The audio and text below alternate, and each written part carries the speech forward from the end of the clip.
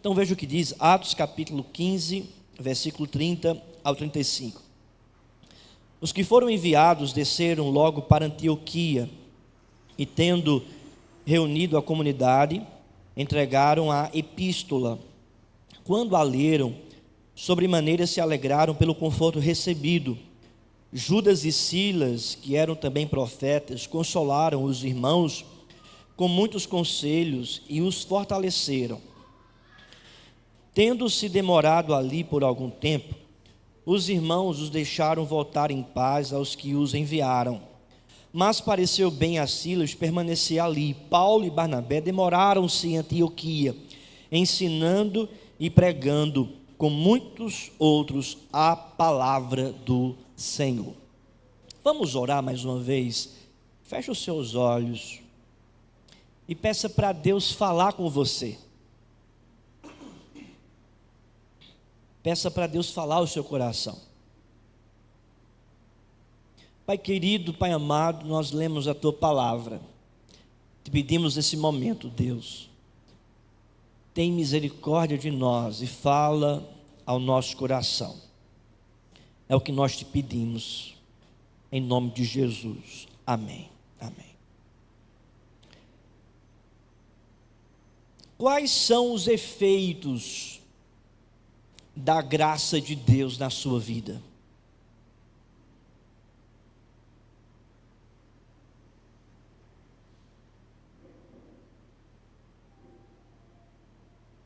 Quais são os resultados da graça de Deus na sua vida? A graça é um favor imerecido, um favor que nós não merecemos.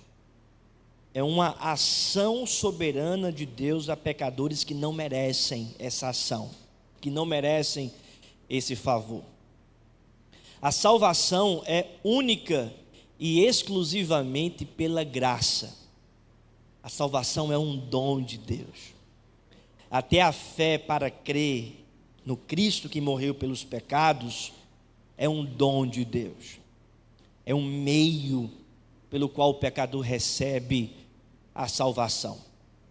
A salvação não acontece pelos méritos humanos, mas acontece por causa dos méritos de Jesus. A salvação não é conquistada pelo esforço humano, mas é alcançada pela obra de Jesus. O concílio de Jerusalém, em Atos capítulo 15, confirma essa doutrina da graça, de que a salvação não acontece pelos méritos humanos, tendo em vista o grupo de falsos mestres que estavam ensinando em Antioquia, dizendo que a salvação era pela circuncisão. E aí então o concílio de Jerusalém é reunido ali em Jerusalém para deliberar sobre essa questão. Pedro fala, Paulo e Barnabé também testemunham acerca da salvação pela graça. Tiago então dá um discurso dizendo que os gentios receberam o Espírito Santo porque creram e não por causa da circuncisão. Então a decisão é tomada dizendo que a salvação não acontece por causa da circuncisão, não é mérito, mas é unicamente pela fé em Cristo.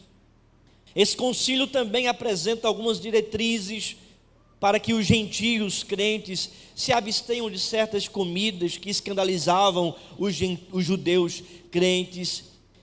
E essa decisão, portanto, é escrita e é enviada para as igrejas, e especificamente para a igreja de Antioquia, onde o problema foi ali apresentado.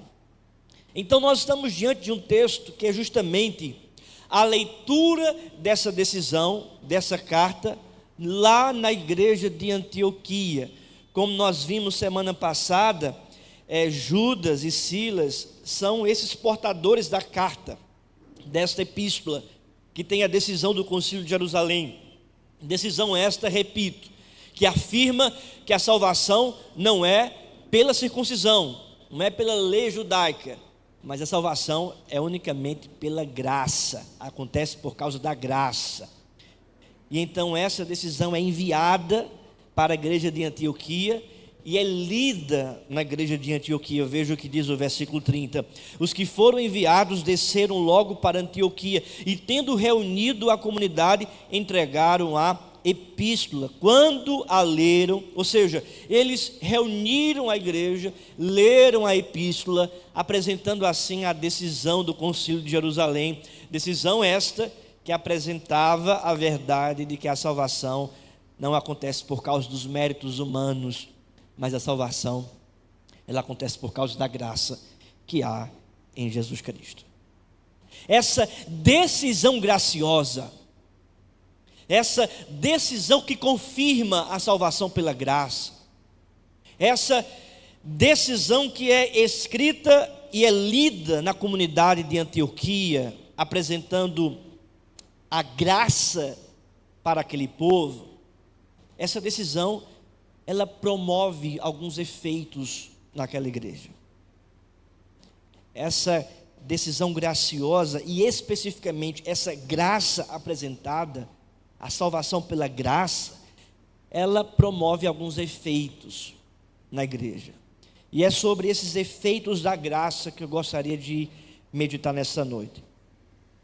Primeiro lugar, celebração. Primeiro efeito da graça na igreja é a celebração. Vamos ler juntos o versículo 31 em uma só voz? Vamos lá? Quando a leram, sobremaneira se alegraram pelo conforto recebido. Quem se alegrou? A igreja de Antioquia, que estava passando por um momento difícil. Momento este que era resultado de alguns falsos mestres que estavam tentando mudar a doutrina da graça. Volte uma página da sua Bíblia, veja o que diz Atos 15, versículo 1. Alguns indivíduos que desceram da Judéia ensinavam aos irmãos: se não vos circuncidardes, segundo o costume de Moisés, não podereis ser salvos. Ou seja, eles estavam ensinando de que a salvação é por meio da circuncisão e não pela graça. E está lá Silas e Timóteo, Silas e Paulo no versículo 2, dizendo: não é pela circuncisão, não é pelo mérito, mas é pela graça de Deus. A partir do versículo 6, então, o Concílio de Jerusalém se reúne, eles decidem dizendo que a salvação não é pela circuncisão, mas unicamente pela graça. Veja o que diz, por exemplo, o versículo de número 10 e 11 do capítulo 15, que foi a palavra do apóstolo Pedro: agora, pois, porque tentais a Deus, pondo sobre a serviço dos discípulos um jugo que nem vossos pais puderam suportar, nem nós. Versículo 11, mas cremos que fomos salvos pela graça do Senhor Jesus, como também aqueles o foram. E agora essa decisão é enviada, é lida na igreja de Antioquia. Quando leram, versículo 31, quando a leram, sobremaneira se alegraram pelo conforto recebido. A primeira reação daquela igreja ao receber essa confirmação da graça, ao receberem essa doutrina da graça, de que a salvação é pela graça e não pela circuncisão, a primeira reação foi a da celebração. Eles se alegraram, eles festejaram, eles celebraram a Deus, se alegraram no Senhor, eles tiveram alegria, contentamento, eles celebraram a Deus. A doutrina da graça, portanto, meu querido irmão, minha querida irmã, alegra o nosso coração, porque a doutrina da graça diz que a salvação não é pelo que você faz, você não recebe as benesses de Deus pelo que você realiza diante de Deus.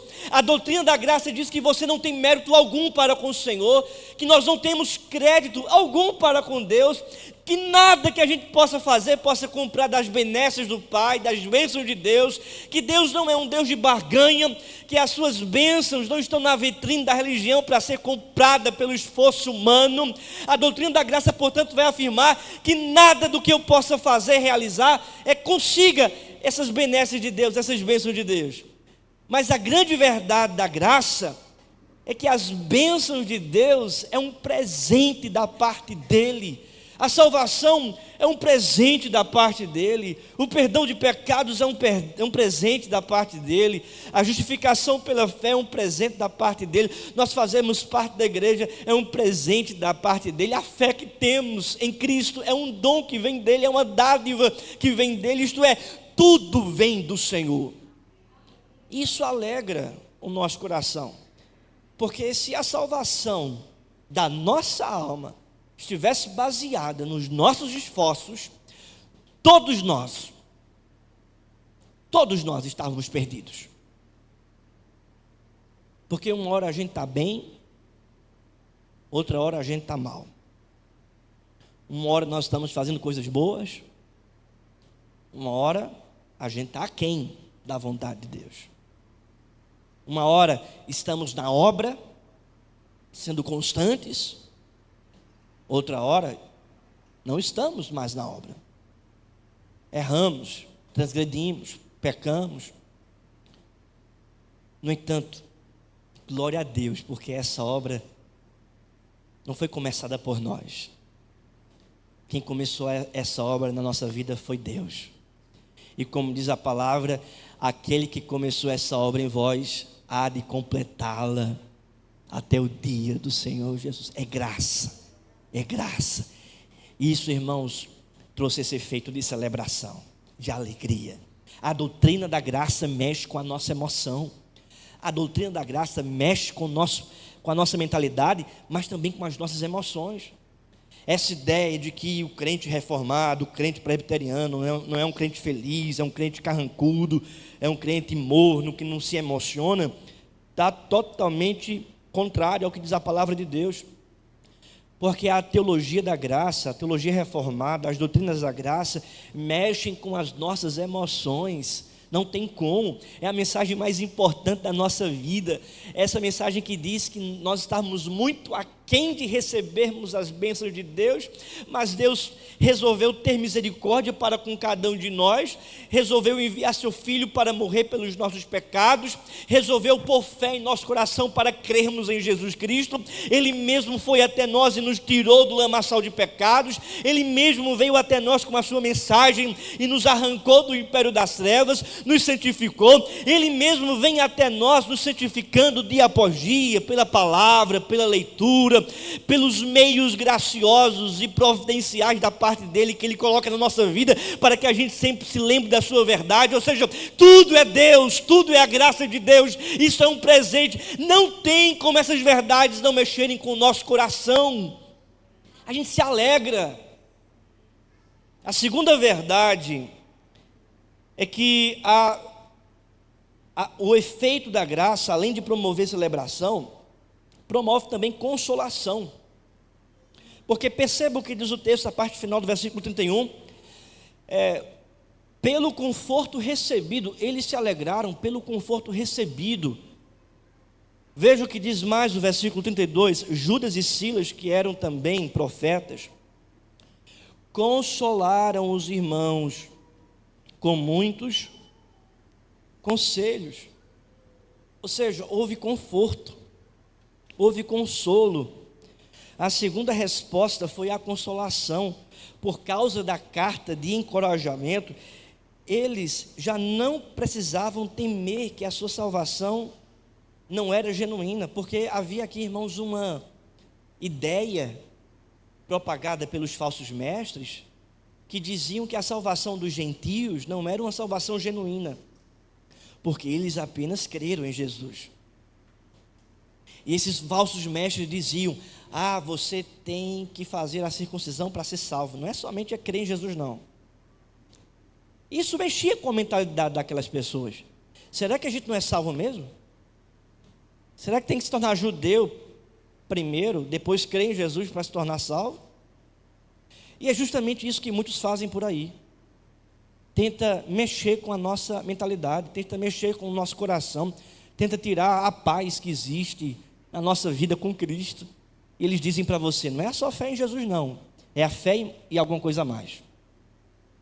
E eles dizem: não é só fé em Cristo, não, você tem que fazer umas coisas, porque se você não fizer, você vai perder a sua salvação.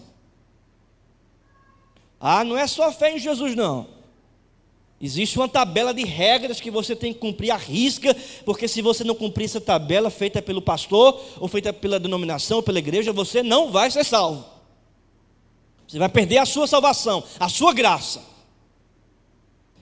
Era esse tipo de conteúdo que os falsos mestres estavam ensinando em Antioquia, dizendo: não é somente a fé, é a circuncisão também, é a fé em mais alguma outra coisa. No entanto, esse legalismo que afirma que a salvação não é pela graça, não é mediante a fé, mas é pela lei ou pela observância de certas exigências, ou seja, a salvação pela legalidade, por alguma coisa. Esse legalismo, ele não promove paz, não promove consolo, promove perturbação, porque aqueles crentes estavam ali pensando: será que a gente realmente é salvo? Será que é somente a fé mesmo em Jesus? Então o concílio de Jerusalém se reúne. Pedro diz: é somente pela fé, a salvação é somente pela graça. Barnabé e Paulo se levantam dizendo: nós contemplamos os gentios que não circuncidaram, mas contemplamos eles receberem do Espírito Santo porque creram em Jesus Cristo. É somente pela fé, a salvação é pela graça. Depois se levanta Tiago, o meio-irmão de Jesus, dizendo: conforme os profetas da antiga aliança afirmavam, a salvação dos gentios não é pela circuncisão, é pela graça. Então há uma confirmação no concílio de Jerusalém, a decisão é escrita: a salvação é somente pela graça, não há necessidade da circuncisão para a salvação. Essa decisão é enviada para Antioquia, é lida essa carta em Antioquia, e então há consolo para o povo. Essa inquietação: será que somos salvos ou não? Será que estamos no caminho certo ou não?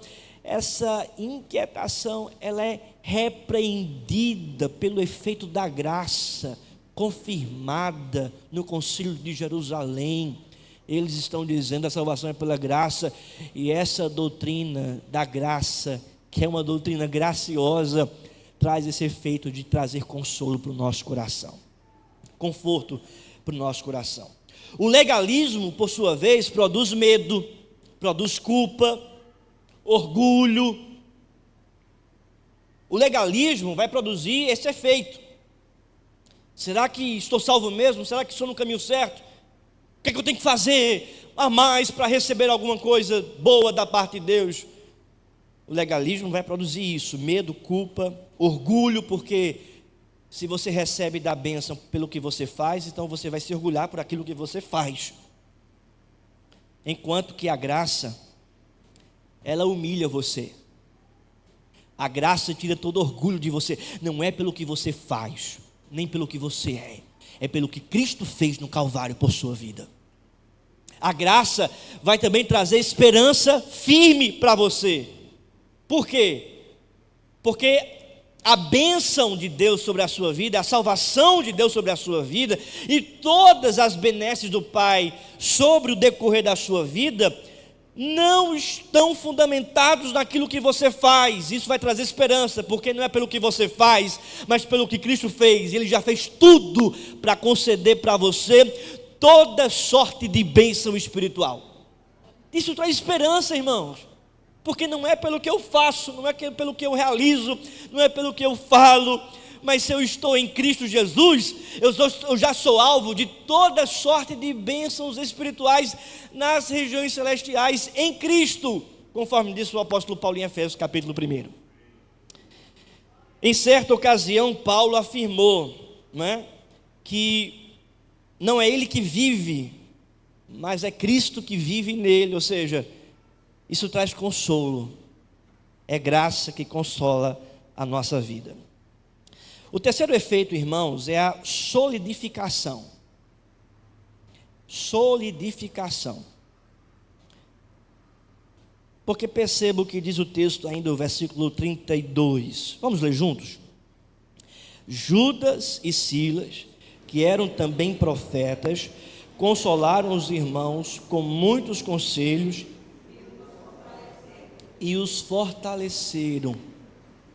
Essa palavra aqui, fortaleceram, essa palavra aqui no grego, ela significa tornar mais forte, tornar mais firme. Há um autor chamado John MacArthur, ele faz uma tradução desse texto do grego, e ele afirma, confirmaram, porque significa também confirmar, é consolidar, é confirmar, é tornar mais forte, mais firme. Eu chamo esse ponto aqui de solidificação. A terceira resposta foi a confirmação, como Judas e Silas, que também eram profetas, exortaram, consolaram e confirmaram os irmãos com muitas palavras. Dois líderes de Jerusalém aqui, Judas e Silas, que eles também leram a carta, mas também falaram mais para o povo, consolando o povo e confirmando, ou seja, fortalecendo a fé daqueles irmãos na verdade da graça, dizendo para aqueles irmãos: não há necessidade da circuncisão, somente da fé em Jesus Cristo. Essa fé obviamente vai levar vocês a obedecer, vai levar vocês a caminhar de acordo com a vontade dele, a amar a lei dele. Mas a salvação não é pela lei, é pela graça. A lei é um resultado da salvação, ou seja, nós vamos andar de acordo com a lei, porque primeiramente já fomos salvos pelo Senhor. A graça, portanto, vai solidificar, confirmar, fortalecer a vida dos irmãos. Isso é muito importante, porque muitas vezes nós achamos que a salvação é pela graça, mas o resto é pelos méritos. Às vezes nós podemos correr esse risco. Eu fui salvo pela graça, ok, fui perdoado pela graça, agora é comigo. A minha vida cristã agora é baseada pelos meus méritos, agora eu tenho que fazer. E as pessoas podem correr esse risco de fazer essa radical ruptura da nossa soteriologia, isto é, a doutrina da salvação pela graça, e a doutrina da santificação, achando que a nossa santificação, a nossa vida dia após dia diante de Deus, não é mais pela graça, mas é pelos méritos, coisa que não é. A palavra de Deus diz que eles estavam sendo fortalecidos por causa da graça, por causa da decisão graciosa, por causa desse evangelho da graça. Em outra ocasião, o apóstolo Paulo falou para Timóteo: fortifica-te na graça que há no Senhor Jesus. Essa graça que salva é a mesma graça que fortalece a nossa vida, é a mesma graça que vai confirmar os nossos passos na caminhada com Cristo. Essa mesma graça que vai romper dentro de nós com toda prática pecaminosa. Se queremos viver uma vida santa, uma vida emancipada com Deus, uma vida consagrada, uma vida diante do altar do Senhor, a gente precisa dobrar o nosso joelho e clamar pela graça de Deus. É pela graça, irmãos, que vamos caminhar de acordo com a vontade do Senhor. Precisamos sim ter a nossa sabedoria, a nossa estratégia, fazermos e amarmos a lei de Deus, mas tudo isso será em vão se a graça do Senhor não estiver em nós. Precisamos, portanto, agir com graça, com sabedoria, mas dependendo de Deus, obedecendo a lei do Senhor, mas dependendo da graça dele em nós, porque a palavra de Deus diz que é Ele quem efetua, em nós, tanto o querer como o realizar, ou seja, é graça que fortalece a nossa caminhada cristã. E diz a palavra que eles estavam ali fortalecendo a igreja com essa mesma graça que eles pregaram, que eles estavam ali anunciando a palavra. O legalismo não produz nenhum tipo de confirmação. O legalismo não produz nenhum tipo de fortalecimento. O legalismo, na verdade, enfraquece a nossa fé. O legalismo vai te colocar como alguém dependente do que você pode fazer para receber algo da parte de Deus. E não é isso que nós vemos na palavra. Tudo que nós recebemos da parte de Deus vem da graça dele. Vem da graça dele. E o ponto que me chama a atenção é que esse legalismo, ele vem basicamente aqui de religiosos que eram conhecedores do Antigo Testamento, conhecedores da Torá, fariseus, que eram, digamos assim, do ponto de vista daquela época, os doutores da lei de Moisés.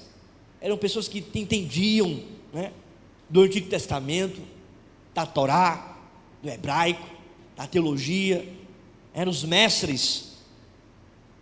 E justamente destes, que tinham toda a tradição, que tinham todo o nome, toda a fama de ortodoxia, exatamente destes foi que surgiu esse falso ensino da salvação pela circuncisão, levando um fardo sobre o povo que o povo não queria ter e mal podia suportar. Então você pode conhecer de Bíblia, você pode conhecer de teologia, você pode conhecer de presbiterianismo, de confissão de fé de Westminster, você pode conhecer de muita coisa, mas não ter vida com Deus. Ser um legalista. Ter uma vida com Deus baseada apenas na tradição. E não tem diferença nenhuma de evangélicos que estão fundamentados na tradição para católicos romanos que estão também fundamentados na tradição. É a mesma coisa. Esses legalistas aqui, irmãos, receberam uma repreensão de Pedro, Tiago, Paulo, Barnabé. Não é a tradição que salva, não é a lei de Moisés que salva, não é a circuncisão que salva. O que salva é Cristo, é a fé em Cristo. Não é a descendência de sangue de Abraão que salva vocês, porque o verdadeiro descendente de Abraão é aquele que pela fé creu em Jesus Cristo, conforme diz o apóstolo Paulo em Gálatas. Então há aqui, irmãos, uma solidificação. A quarta e última verdade é a continuação. Então perceba o versículo de número 33: tendo-se demorado ali por algum tempo, os irmãos os deixaram voltar em paz aos que o enviaram. Mas pareceu bem a Silas permanecer ali. Paulo e Barnabé demoraram-se em Antioquia, ensinando e pregando com muitos outros a palavra do Senhor. Então a graça vai também promover esse efeito. Eles continuaram, eles não pararam, mas eles continuaram pregando a palavra. O texto diz no versículo 35: ensinando e pregando. Eles estavam ensinando e pregando em Atos capítulo 15, versículo 1, quando surgiu essa confusão dos falsos mestres. Então teve toda a questão, foram para Jerusalém, resolveram a questão, escreveram a epístola, enviaram a epístola para Antioquia, voltaram para Antioquia, leram a epístola da graça para Antioquia, foram consolados. Depois de resolvida a questão, eles continuaram ensinando e pregando. Ensinando e pregando. Irmãos, nós estamos aqui diante de um efeito que somente a graça pode fazer, que é o efeito de continuar a obra, a jornada de Deus.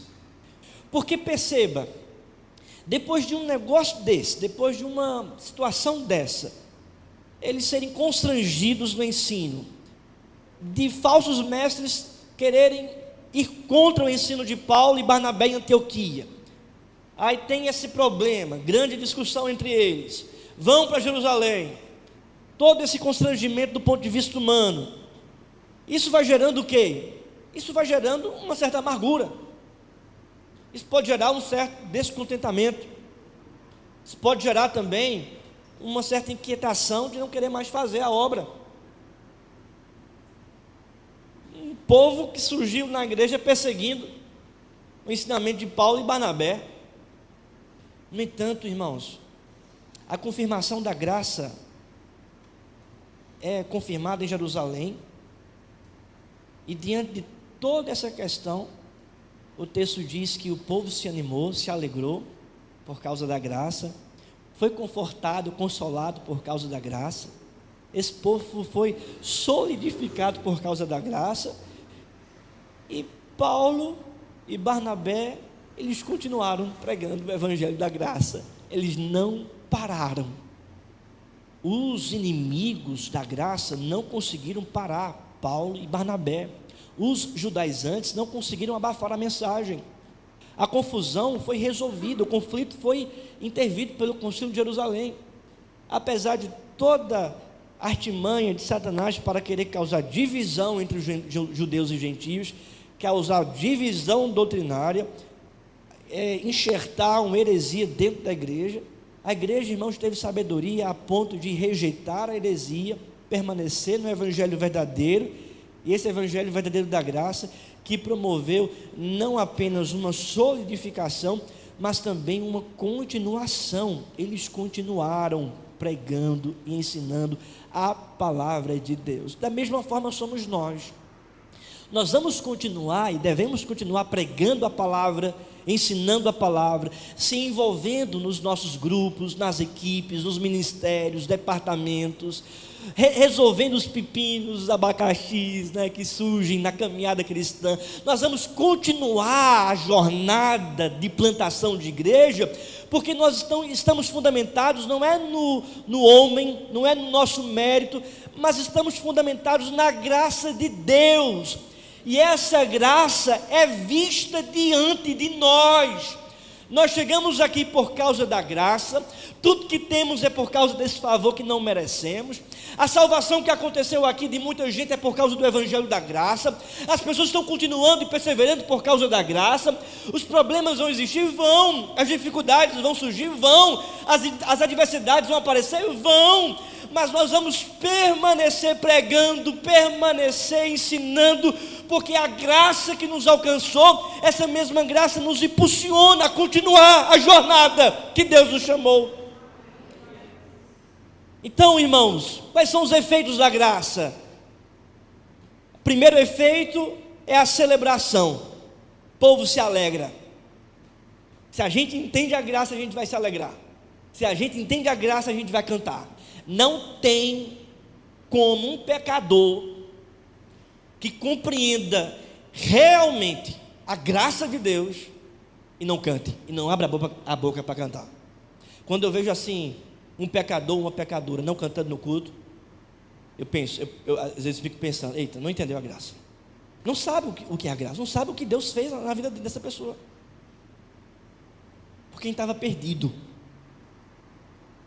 a gente não conseguia obedecer, e Cristo veio obedecer por nós, e Paulo disse, por um só ato de obediência de Jesus, nós recebemos a graça de Deus pela fé no Cordeiro. Então não tem como a gente não celebrar. Então a gente entende a graça e celebra, e canta, festeja. Crente carrancudo, de cara fechada, de mal com a vida, que não canta, que não levanta a mão louvando a Deus, que não bate palma, que não se ajoelha para orar, crente, sabe, carrancudo, não é um verdadeiro crente, não é? Porque um crente mesmo que entende a graça de Deus, está celebrando, está se alegrando, está festejando, se alegrar, irmãos, no Senhor, se alegrar. Consolo, segundo efeito, a consolação, isso traz conforto para a nossa vida, não é meu mérito. Toda inquietação, ansiedade que o legalismo pode promover dentro de nós, essa ansiedade bate em retirada, porque não é o que eu faço, é o que Cristo fez, Ele já fez por mim, eu sou consolado. O terceiro efeito é a solidificação, somos, irmãos, solidificados né, fortalecidos, confirmados por causa da graça. E o quarto e último efeito é a continuação. Se você pensou em parar, se você está desanimado, desmotivado na fé, na vida com Deus, essa palavra também é para você. Deus chama você. É a graça dele na sua vida que vai te impulsionar para você continuar, que vai levantar você, que vai sustentar você. Paulo e Silas continuaram pregando a palavra de Deus. A gente vai continuar pregando a palavra do Senhor. A gente vai continuar na jornada. A gente vai continuar servindo a Deus aqui na IPBU. A gente vai continuar. É uma igreja perfeita? Não. É uma igreja formada por pecadores, não é? Surgem os problemas, as dificuldades, mas a gente tem primado por uma igreja saudável. E temos caminhado em ser uma igreja saudável. E a gente vai continuar. Vamos continuar. A igreja apostólica sobreviveu depois dessas investidas heréticas contra a graça. Essas investidas foram repreendidas, a graça foi confirmada e a igreja prevaleceu. Vamos ficar de pé e vamos orar?